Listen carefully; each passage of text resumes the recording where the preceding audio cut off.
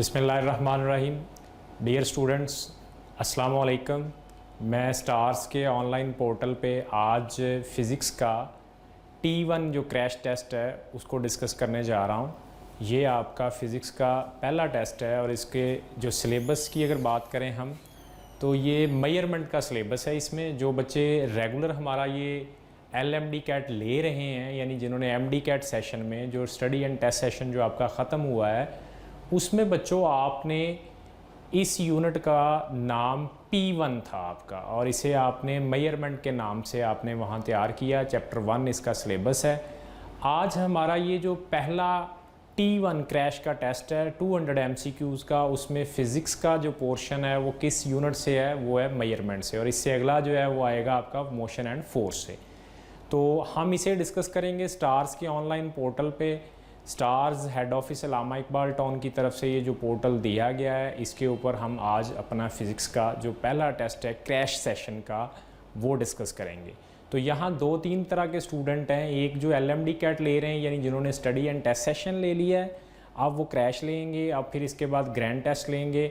और एक जो न्यूली इनरोल स्टूडेंट हैं जो अभी दूसरे इदारों से पढ़ के आए हैं और वो हमारा क्रैश टेस्ट सेशन ले रहे हैं। ठीक है, तो ग्रुप में इसकी डिस्कशन अवेलेबल है, व्हाट्सएप ग्रुप पे इसकी डिस्कशन अवेलेबल है। इसमें आपको हर एक टेस्ट के बाद एक छुट्टी आएगी, यानी जो आपका पहला टेस्ट है T1 आज जो आपने दिया है इसके बाद एक आगे छुट्टी आएगी और फिर आप नेक्स्ट जो T2 है वो एक आफ्टर 1 डे जो लीव है उसके बाद आप उसको देंगे। वो जो छुट्टी है वो प्रिपरेटरी लीव है, आपको प्रिपरेशन के लिए दी गई है। तो चलते हैं हम जनाब। ये हमारा टेस्ट कोड जो है ये MD कैट क्रैश सेशन चल रहा है, डिस्कशन है फ़िज़िक्स की है और टेस्ट T1 कोड है हमारा और ये डिस्कशन हम अभी स्टार्ट करेंगे जी। तो ये हमारा पहला क्वेश्चन जो बेसिकली आपके टेस्ट 200 MCQs में इसकी जो पोजीशन है वो 141 है, यानी 141th क्वेश्चन क्या है, the quantities which can be measured accurately, वो क्वांटिटीज़ जो एक्यूरेटली मेजर की जा सकती हैं। अब आप कहेंगे ये बड़ा आसान सा क्वेश्चन है और मेरा ख्याल है ये 2 बार ओल्ड पेपर्स में आ चुका है। मैं आपको बात क्लियर करता चलूँ कि बच्चों जो हमारे पास आसान क्वेश्चन होते हैं ना वो ही ज़्यादातर आते हैं पेपर में और कंफ्यूज भी वही करते हैं, इसलिए क्योंकि आप समझते हैं ये बहुत आसान है और ये कैसे पेपर में आ सकता है और वहाँ कन्फ्यूज़ हो जाते हैं। चलें बहरहाल देखते हैं। Quantities which can be measured accurately, the quantities which can be measured accurately, जिनको एक्यूरेटली मेजर कर सकते हैं वो क्या है जी। डेफिनेशन है, ये देख लेते हैं कौन सी, वैसे कौन सी आएगी आप बताएं ज़रा। ड्राइव क्वांटिटीज़ हैं, बेस, सप्लीमेंट्री, इन सबको मिला दें तो एक नाम बनता है क्या, फिज़िकल क्वांटिटी। चलें देखते हैं जी आगे क्या आंसर क्या आता है हमारा जी। बी फिज़िकल क्वांटिटी डेफिनेशन है जी, डेफिनेशन है ये आपके पास, डेफिनेशन है हमारे पास इसकी कि वो क्वांटिटीज़ जिनको एक्यूरेटली मेजर कर सकते हैं। ठीक है, इनको क्या कर सकते हैं हम, एक्यूरेटली मेजर कर सकते हैं। और बच्चों क्या कर सकते हैं, एक्यूरेटली मेजर प्लस दूसरी जो चीज़ है इसकी वो पता है आपको क्या होती है, इनके खास laws of physics are expressed in term of physical quantities. तो लॉज ऑफ फिज़िक्स जो हैं जी वो फिज़िक्स के जो लॉज हैं वो एक्सप्रेस किए जाते हैं in term of physical quantity जी, फिज़िकल क्वांटिटीज़ की टर्म में। तो पहले क्वेश्चन का आंसर आपके पास क्या आ गया जी, बीटा आंसर है, शाबाश। चलें जी नेक्स्ट पे चलते हैं। 142 formula for electric field strength is E is equal to F/Q। कहाँ पढ़ा है ये फार्मूला हमने बोला, चैप्टर 12, शाबाश। Definition of electric field, force per unit charge. तो F is force, Q is charge, which of following option gives the correct base unit of electric field strength. Base unit निकालने, तो बच्चे ज़रा देखें, हम देखते हैं जी इसका ज़रा सोल्यूशन देखते हैं, करते हैं कि E is equal to F/Q से अगर यूनिट निकालें E का तो यूनिट ऑफ E क्या आएगा जी, यूनिट ऑफ जो E है बच्चों वो क्या आएगा, वो देखें फोर्स का यूनिट क्या होता है बच्चों, न्यूटन, और चार्ज का क्या होता है, न्यूटन पर कूलम। और ये मैंने आपको यूनिट 1 में एक चैप्टर 1 में एक टेबल था वो याद करने के लिए कहा था। तो वहाँ से हम देखें तो न्यूटन इक्वल होता है बच्चे किसके equal, kilogram metre per second square, और ये पर कूलम आ जाएगा ना ऐसे, और पर कूलम वहाँ क्या लिखा हुआ था जी, शाबाश, कूलम होता है एम्पेयर सेकंड, तो ये आ गया जी kilogram metre per second square. तो इसको क्या लिखूंगा, एम्पेयर सेकंड है तो ये क्या हो जाएगा, पर एम्पेयर पर सेकंड। तो ज़रा सॉल्व कर लें, ये सेकंड सेकंड से मिलेगा तो बच्चों क्या बन जाएगा जी, शाबाश, kilogram metre per second cube, और क्या आ गया जी, पर एम्पेयर। ठीक है, तो ज़रा देखते हैं आंसर क्या आ रहा है इसमें। वाह जनाब, हमारे पास आंसर है, क्या है आंसर जी, kilogram metre per second cube per ampere, और ये डेरिवेशन में भी वही आंसर आ रहा है। तो 142 का आंसर क्या है ये, और ये भी पेपर में क्वेश्चन आया हुआ है, इस तरह कोई और फार्मूले से भी आ सकता है। वैसे न्यूटन, इसके इलेक्ट्रिक फील्ड के और यूनिट क्या होते हैं, एक यूनिट होता है इसका न्यूटन पर कूलम, और दूसरा क्या होता है इसका यूनिट होता है एक और जी, वोल्ट पर मीटर। शाबाश, क्या होता है, वोल्ट पर मीटर। ओके, चलें आगे मूव करते हैं हम क्वेश्चन नंबर 143 पे। Which set of prefixes give values in increasing order. Increasing order में प्रीफिक्सेस कौन कौन से हैं जी, पिको, मेगा, किलो, टेरा की बात हो रही है। पिको, मेगा, किलो, टेरा जी। सोल्यूशन में देखें, अगर पहले को देखें तो पिको है, पिको कितना होता है जी, 10 रेज़ टू पावर जी, शाबाश, -12, और मेगा कितना होता है 10 raise to power 6, kilo 10 raise to power 3, और जनाब टेरा कितना आ जाएगा, 10 रेज़ टू पावर 12 आ जाएगा। तो क्या ये ऑर्डर देखें, इंक्रीजिंग ऑर्डर ठीक है, ये इंक्रीजिंग ऑर्डर है? नहीं जी, इंक्रीजिंग ऑर्डर तो ठीक नहीं है, ये गलत है। फिर इसी तरह tera, pico, micro, kilo, pico, micro, mega, giga, मुझे ये बीटा पे कुछ शक पड़ रहा है, ज़रा गौर करें। 10 रेज़ टू पावर ये आ गया जी -12, 10 raise to power -6, 10 raise to power 6, और 10 रेज़ टू पावर 9 आ गया। मुझे इस पे शक पड़ रहा, देखते हैं कौन सा आता है जी, यही है बीटा। इंक्रीजिंग ऑर्डर ये ठीक है आपका, ठीक है जी, this is the increasing order. अच्छा, ये डिक्रीजिंग ऑर्डर ठीक है, ये वाला गीगा आ गया 10 raise to power 9, 10 raise to power 3, 10 raise to power -3, 10 raise to power -9, तो ये डिक्रीजिंग ऑर्डर ठीक है। तो इस तरह का एक क्वेश्चन आता है लाजमी पेपर में, अक्सर आप देखें ओल्ड पेपर भी तो उनमें भी आया हुआ है। तो बीटा ऑप्शन इज करेक्ट 143 का, ठीक है जी। चलें नेक्स्ट देखते हैं। An observer notes reading of scale from different angles while measuring the length of wire, what kind of error can occur? Different angle से वो एक मेजरमेंट कर रहा है एक ऑब्जर्वर स्केल की, तो आपने किस किस्म की एरर आएगी ये बताना है। सिस्टमैटिक है, और प्रिसाइज्ड एरर है, ज़ीरो एरर है, रैंडम एरर है, ठीक है। तो आप ऑप्शन में देखें, रैंडम एरर का आंसर दिया हुआ है। वैसे यहाँ कन्फ्यूजन है, ये ओल्ड पेपर में आया हुआ है, रैंडम एरर इसका वहाँ उन्होंने एमडी कैट वालों ने जवाब दिया हुआ है। लेकिन मेरा मानना ये है कि रैंडम एरर रैंडम एरर उस वक्त आती है ड्यू टू सम अननोन काज। किसकी वजह से? अननोन काज। तो क्या बच्चों इसमें आपके पास अननोन काज है? नहीं भी, काज तो नोन है। क्या? Different angles. जब आप डिफरेंट एंगल से जाके ले रहे हैं तो ये इस तरह से, तो आप एंगल ना चेंज करें, एरर नहीं आएगा। फिर इसका मतलब है पैरेलक्स एरर इसमें आ रही है, और पैरेलक्स एरर जो होती है वो ड्यू टू आपकी निग्लिजेंस ऑफ पर्सन होती है, ठीक है। बहरहाल चूंकि ये एमडी कैट का क्वेश्चन है तो रैंडम एरर हम इसको कह सकते हैं, अननोन काज है ये, ठीक है। तो नेक्स्ट देखते हैं जी 145। A radio aerial of length L when current is I emits a signal of wavelength lambda and power P. These quantities are related by this formula where K is constant. What unit if any should be used for the constant K? इस फार्मूले में K के unit निकालने हैं। अच्छा चलें देखें, इसमें लेंथ जो आ रही है ये लेंथ है, और नीचे क्या है? लैम्डा, ये भी लेंथ होती है। तो लेंथ लेंथ से कैंसिल, तो बाकी तो इसमें इनके तो यूनिट नहीं बचेंगे। क्या सोल्यूशन देखें इसके जी, क्या बचेगा इसमें बच्चों? इसमें आएगा आपके पास P is equals to KI² बच जाएगा, क्योंकि लैम्डा और L के यूनिट तो कैंसिल हो जाएंगे, ठीक है। क्या हो जाएंगे? लैम्डा और L के यूनिट कैंसिल हो जाएंगे, ओके। अच्छा, अब इसमें ये पावर है, अगर ये पावर है, ये करंट है, तो भाई इस तरह का कोई फार्मूला ज़हन में ले आए, बजाय कि मैं इसकी यूनिट पुट करके सॉल्व करूँ, बहुत लंबा काम है। मैंने आपको बताया है पहले भी कि जब इस तरह का क्वेश्चन आ जाए और किसी एक क्वांटिटी के यूनिट निकालने हो तो क्या करें आप? फ़ौरन अपने जहन में आपकी बुक में कोई ऐसा फार्मूला अगर आपने पढ़ा है तो वो लेके आएँ। तो पावर करंट का फार्मूला हमने पढ़ा है, P is equals to I² R पढ़ा हुआ है। तो I² R पढ़ा हुआ है, ज़रा कंपैरिजन कर लें, ये पावर हो गई, ये करंट हो गया, तो ये क्या बचा, ये आपके पास क्या बच गई, रेजिस्टेंस। सो के के यूनिट क्या होंगे, यूनिट ऑफ के क्या आएंगे जी, यूनिट ऑफ के क्या आएंगे जी, ओहम आ जाएंगे, क्योंकि रेजिस्टेंस के यूनिट क्या होते हैं, ओहम। क्लियर।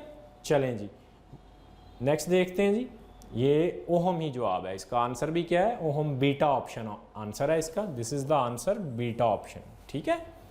चलें जी नेक्स्ट देखते हैं, what is the ratio of 1 micro to gigametre. अच्छा ये भी एक टाइप है क्वेश्चन की, तो देखें इसमें ये किस तरह से सॉल्व होगा। सबसे पहले तो देखें जी 1 माइक्रोमीटर है और क्या है जी 1 गीगामीटर है, तो बच्चे ये मीटर जो है ये मीटर से कैंसिल हो जाना है, क्या बच गया 10⁻⁻⁶ ये होता है और 10⁻⁹ ये होता है, ये ऊपर जाए तो क्या बनेगा 10⁻⁻⁶, ये भी ऊपर गया तो -9 बन जाएगा, तो ये क्या आंसर आएगा जी इसका 10⁻⁻15, और ये किसके इक्वल होता है, ये फेमटो के इक्वल होता है। ठीक है, तो देखते हैं जी क्या है जी जनाब 10⁻⁻15 ये आंसर है आपके पास इसका। ठीक है, this is the answer, delta option 10⁻⁻15। Okay हो गया जी। चलें जी नेक्स्ट देखते हैं 147 the quantities which can not be defined in term of other physical quantities are called base quantities. Definition है ये जी, ये क्या है जी, डेफिनेशन है बेस क्वांटिटीज की, और अल्फा ऑप्शन है, ये बुक लाइन इंफॉर्मेशन है जी। Which quantity has different unit from the other 3, इनमें से अदर 3 से यूनिट डिफरेंट किसके आएंगे जी। पहला देखें डेंसिटी है, अल्फा ऑप्शन देखें तो डेंसिटी क्या होती है, किलोग्राम पर मीटर क्यूब, और वॉल्यूम मीटर क्यूब, और वेलोसिटी मीटर पर सेकंड। ठीक है जी। अच्छा बीटा ऑप्शन देखें, यंग्स मॉडुलस है, यंग मॉडुलस क्या होता है, न्यूटन पर मीटर स्क्वायर, और एरिया का यूनिट क्या होता है जी, मीटर स्क्वायर। 40 ऑप्शन में देखें तो जनाब हमारे पास, सॉरी मैंने ये, चलें इसको, rate of change of momentum, what is rate of change of momentum, delta P over delta T किसके इक्वल होता है, फोर्स के, शाबाश, किसके, फोर्स के, तो इसका यूनिट ये न्यूटन, और वेट का यूनिट भी क्या है, न्यूटन। ये कट गया तो ये भी किसके इक्वल है, न्यूटन। बट ये जो पहली ऑप्शन है ये न्यूटन के इक्वल नहीं आ रही है, ये कैंसिल हो जाए तो ये क्या बनता है, kilogram metre per second. And you know what is the unit, ये किस चीज़ का यूनिट है, kilogram metre per second. Kilogram metre per second is the unit of momentum, ये मोमेंटम का यूनिट है जनाब। ठीक है, तो देखते हैं फिर जी, अल्फा ऐसी क्वांटिटी है जिसके यूनिट बाकियों से क्या है, डिफरेंट है, क्या है, बाकियों से डिफरेंट है, शाबाश। चलें आगे 149 पे चलते हैं। If the percentage uncertainty in the radius of sphere is 3%, what will be the percentage uncertainty in the volume of sphere. जी पावर वाले फार्मूले में हम क्या करते थे कि परसेंटेज अनसर्टेनिटी इन वॉल्यूम जो निकालेंगे वो किसके इक्वल आएगी जी।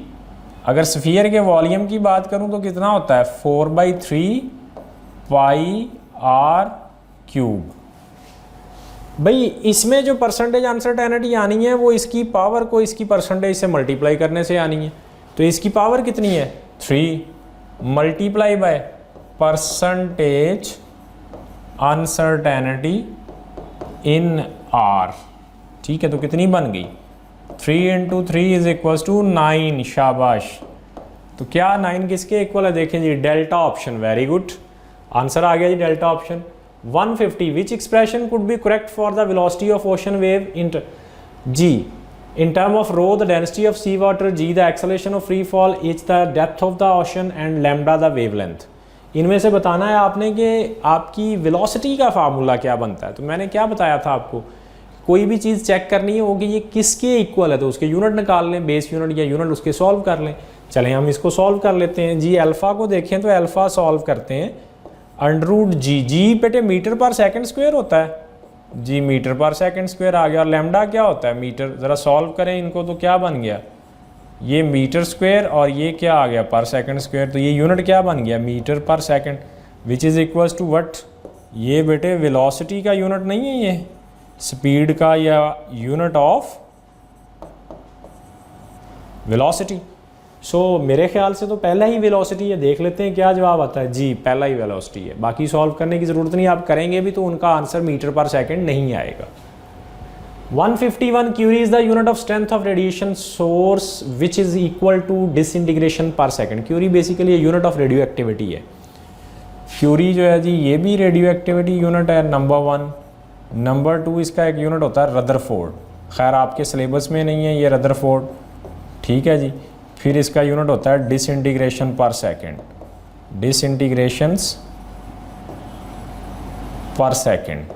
फिर इसका यूनिट होता है बैकरल, बैकरल साइंटिस्ट का नेम है जी, और क्यूरी भी साइंटिस्ट है, रदरफोर्ड भी साइंटिस्ट है, ठीक है। तो रदरफोर्ड आपके सिलेबस में नहीं है, बाकी तीनों हमारे सिलेबस में हैं। तो इनकी इक्विवेलेंसी क्या है जी, ये आपके पास चैप्टर 21 में डिस्कस किया गया है, और बेसिकली इतनी डिसइंटीग्रेशन पर सेकंड के इक्वल होता है। और जो बैकरल है, becquerel is equals to 1 disintegration per second, एक डिसइंटीग्रेशन पर सेकंड को 1 बैकरल कहते हैं। तो सो ऑप्शन देखें जी अल्फा ऑप्शन है हमारे पास, ठीक है जी। चलें जी नेक्स्ट है, given that r is equals to m square sine P T where t represent the time, if the unit of m is n then the unit of r is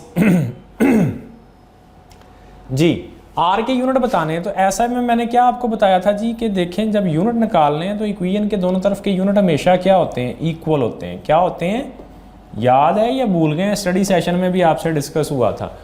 और एक बात और आपसे डिस्कस हुई थी कि sign के angle में, यानी साइन आ जाए या कॉज आ जाए, उनका जो एंगल होता है उसका यूनिट नहीं होता। सो इसका मतलब है ये जो P और T है ये दोनों मिलके यूनिटलेस होंगे। अगर T टाइम होगा तो P क्या होगा, इनवर्स ऑफ टाइम होगा। मैंने ये नहीं कहा कि P का यूनिट नहीं होगा या T, उनके हो सकता हो, लेकिन कंबाइन दोनों को मिलाएंगे तो यूनिट नहीं होगा। सो R का यूनिट जो होगा वो किसका यूनिट होगा, m स्क्वायर का। ओके, तो m क्या चीज़ है जी, where T present the time if the unit of m is n, m का यूनिट क्या है, न्यूटन है।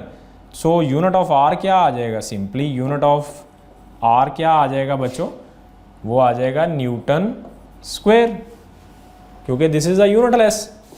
ये क्या है जी, ये आपके पास क्या आएगा, यूनिटलेस आएगी, यूनिटलेस क्वांटिटी। थीटा का यूनिट होता है, क्या होता है, रेडियन होता है, और रेडियन का कोई बेस यूनिट नहीं है, ठीक है। तो बेस यूनिट नहीं है, दैट्स वाई मैं कह देता हूँ ये बेसलेस है या यूनिटलेस, बेस यूनिटलेस कह लें आप कि बेस यूनिटलेस है, इसका कोई बेस यूनिट नहीं है, ठीक है जी। तो देखते हैं आंसर न्यूटन बीटा, ठीक है जी। चलें जी नेक्स्ट चलते हैं। 1 एटो इज इक्वल टू 10⁻⁻18 नहीं होता एटो, ये तो टेबल से आपने याद किया हुआ इन्फॉर्मेशन है। तो देखते हैं जी 1 एटो 40 आंसर आ गया, ठीक है जी। ओके हो गया, तवज्जो करें इधर सारे जी। नेक्स्ट देखें, accuracy is inversely related to. अच्छा, हमने एक्यूरेसी और अनसर्टेनिटी के बारे में कहा था, तो अब देखें हमारे पास जो अनसर्टेनिटी है बच्चों, अनसर्टेनिटी जो होती है वो इन्वर्सली रिलेट करती है किसी क्वांटिटी की, किसके साथ, लीस्ट काउंट के साथ। और एक्यूरेसी जो होती है जी, एक्यूरेसी जो है जी वो क्या होती है, एक्यूरेसी जो है वो इन्वर्सली रिलेट करती है किससे, परसेंटेज जो आपकी अनसर्टेनिटी है या फ्रैक्शनल अनसर्टेनिटी से। ये आपने बुक में चैप्टर 1 में एक एग्जांपल में हमने डिस्कस किया हुआ है। तो देखते हैं जी इसका आंसर क्या आ जाए, परसेंटेज अनसर्टेनिटी से इन्वर्सली रिलेट करती है। ओके हो गया जी, ठीक है। ये चैप्टर 1 बुक में आपकी एक एग्जांपल मीटर रॉड और वर्नियर कैलिपर से उससे नीचे उसने बताया हुआ है। ओके, चलें जी नेक्स्ट देखें। काफ़ी बड़ी स्टेटमेंट लग रही है, लेकिन याद रखें जो बड़ी स्टेटमेंट होती हैं उनके जवाब बड़े ही बच्चों आसान होते हैं। स्टेटमेंट बहुत बड़ी देख के आप कंफ्यूज हो जाते हैं, लेकिन अगर उसको देखेंगे तो उसका आंसर बड़ा छोटा सा होगा। In an experiment the length of steel bar is to be measured for this purpose a student find two devices A and B in lab. Device A can measure the length with an absolute uncertainty of 0.5 centimeter while device B can measure the same uncertainty as absolute जी किसकी least count ज़्यादा है, किसका काम है, ज़रा please बताइएगा मुझे। शाबाश शाबाश, इन दोनों में से लीस्ट काउंट किसका काम है, बी का काम है या ए का काम है? बी का लीस्ट काउंट कम है, इसका मतलब बी जो है वो मोर प्रिसाइज रिजल्ट देगी। जिसका लीस्ट काउंट कम हो वो क्या करता है, मोर प्रिसाइज रिजल्ट देता है। For precise measurement the student should, precise measurement करनी है आप तो क्या करेगा, वो यूज़ करेगा बी को यूज़ करेगा, क्योंकि उसका लीस्ट काउंट क्या है, कम है। क्या है जी, बी का लीस्ट काउंट कम है। गुड जी, तो ये 40 ऑप्शन आ गया जी, क्योंकि उसका लीस्ट काउंट कम है, so it will give precise measurement. Precise measurement क्या होती है? प्रिसाइज मेजरमेंट का मतलब क्या है और एक्यूरेट का मतलब? एक्यूरेट का मतलब होता है कि रिजल्ट का नियर टू एक्चुअल होना, और precise close to each other, values का क्लोज टू ईच अदर होना। ठीक है जी। In the relation V T V naught minus 0.61 T the unit with 0.61 T R. जी बड़ा ज़बरदस्त क्वेश्चन है जी। ये जो एक क्वांटिटी है इसमें ये तो टी तो टेम्परेचर है, ये आपका स्पीड ऑफ साउंड का फार्मूला है, चैप्टर 8 में आया हुआ है, याद है आपको। V T speed at temperature T, V not at 0 degree. ठीक है। 0.61 कांस्टेंट और टी साथ उसके क्या है? टेम्परेचर है। अब क्वेश्चन में उसने पूछा है कि ये जो 0.61 है क्या इसके साथ कोई यूनिट आएगा? भाई रूल क्या है?